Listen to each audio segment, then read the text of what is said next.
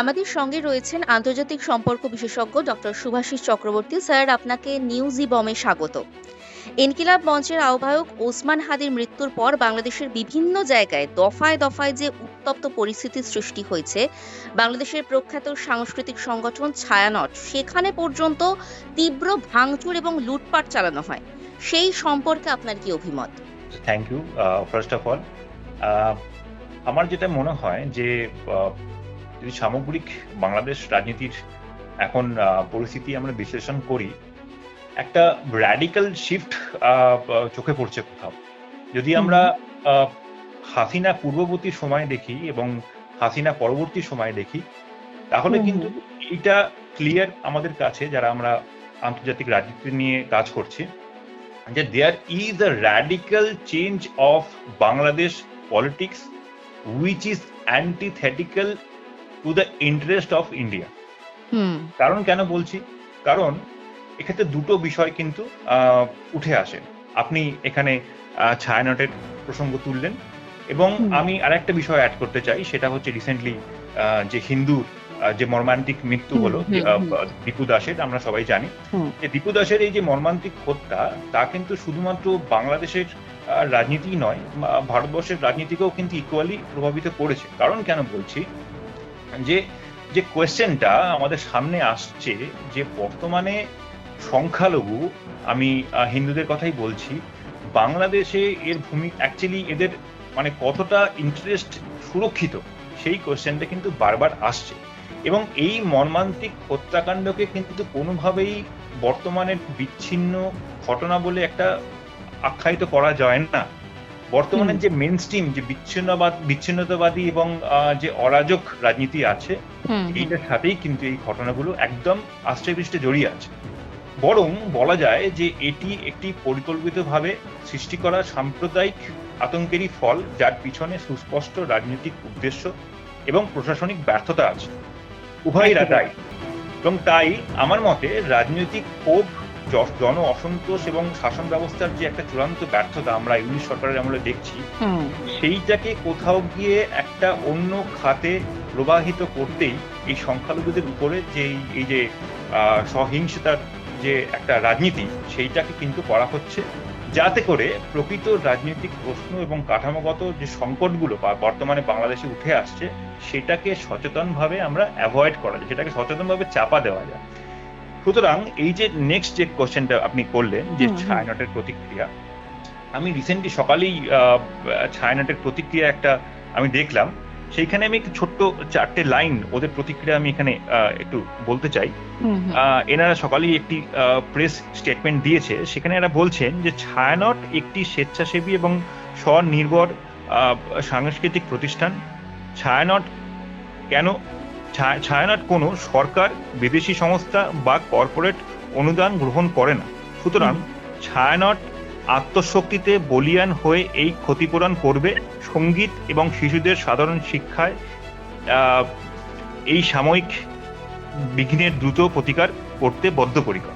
সুতরাং এই যে মোড় ঘোরানোর একটা টেন্ডেন্সি, এই যে কারণ এই যে বর্তমানে যে একটা র্যাডিকালাইজেশন অফ ইসলামিক পলিটিক্স, এইটার সাথে কিন্তু এই যে ছায়ানটকে কালকে যে ঘটনাটা ঘটলো তছনছ করা, তার সাথে কিন্তু ডিরেক্টলি লিঙ্কড আছে। অর্থাৎ ছায়ানট কোনোভাবে ঘটনার সাথে যুক্ত না হয়েও তাকে যে এইরূপ একটা ঘৃণ্য ঘটনার সম্মুখীন হতে হবে, সেটা কিন্তু খুবই দুঃখজনক।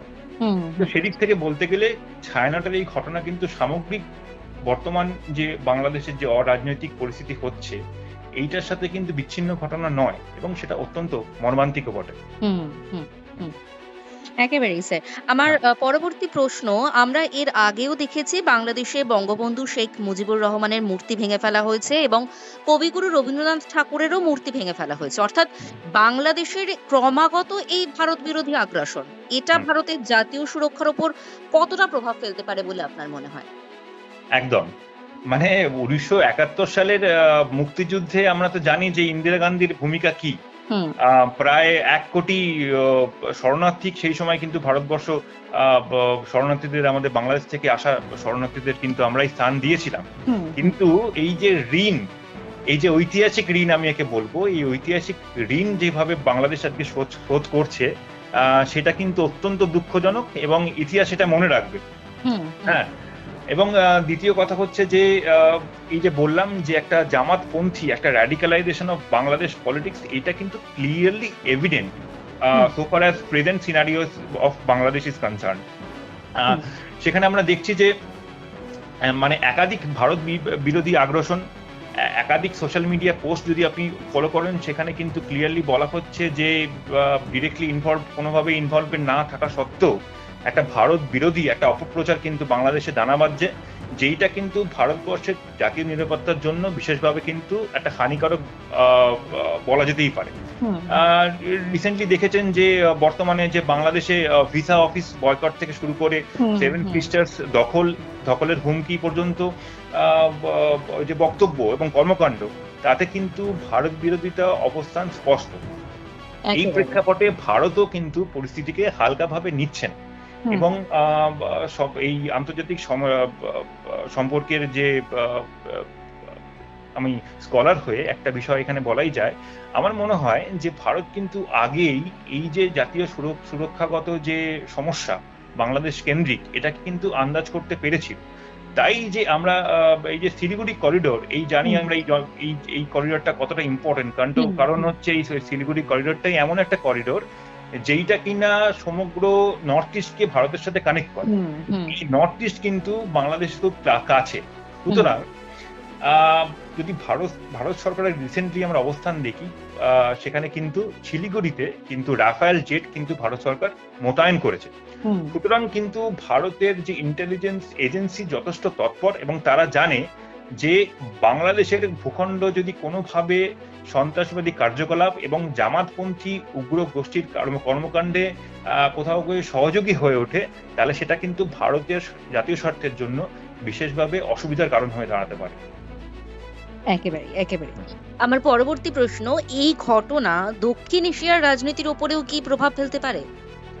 অবশ্যই, কারণ যদি সামগ্রিক আন্তর্জাতিক রাজনীতির যদি সামগ্রিক চরিত্রের বিশ্লেষণ করি, সেখানে একটা মাত্র এমন একটা জোন যেটা হচ্ছে সাউথ এশিয়া, যেটাকে আমরা বলি দক্ষিণ এশিয়া, একটা র্যাডিক্যাল চেঞ্জ অফ পলিটিক্স কিন্তু এখানে বর্তমানে হয়েছে। আমরা যদি কৌটিল্যকে দেখি যে শত্রুর শত্রু আমার মিত্র, এই যে মন্তব্যটাকে ধরে যদি আমি হ্যাঁ, হ্যাঁ। বিশ্লেষণ করি, হুম, তাহলে দেখবো যে বাংলাদেশ কিন্তু ওই যে বললাম একটু আগেই যে প্রি হাসিনা এবং পোস্ট হাসিনার মধ্যে হুম, একটা হুম, বড় তফাৎ হয়ে গেছে। অর্থাৎ প্রি হাসিনা, যেখানে হাসিনার সময় ভারত ছিল বন্ধু রাষ্ট্র, এবং পোস্ট হাসিনা কিন্তু বাংলাদেশ আর বন্ধু রাষ্ট্র নেই। এই জায়গাটা কিন্তু আমাদের অস্বীকার কোনো জায়গা নেই। সুতরাং এই যে বন্ধু রাষ্ট্র বাংলাদেশ আর নেই, এই যে বিষয়টা, হুম, সেইটার কিন্তু ফায়দা যে চীন এবং পাকিস্তানের মতো দেশগুলি ওঠাতে চাইবে না, এটা একদম বলা বাহুল্য। সুতরাং বলাই যায় যে এদের যে, এবং রিসেন্টলি আমরা দেখেছি যে পাকিস্তান, চায়না এবং বাংলাদেশ একটা ত্রিপাক্ষিক পরামর্শমূলক বৈঠক এই রিসেন্টলি করেছে, এবং সেটা যদিও বাণিজ্যিক এবং কৌশলগত সহযোগিতা নিয়ে আলোচনা হয়েছে, কিন্তু এই যে মিটিংটা ভারতকে বাদ দিয়ে হলো, হুম, সেটা কিন্তু ভারতের জাতীয় সুরক্ষার জন্য একটা বড় উদ্বেগের বিষয়, একথা বলা বাহুল্য।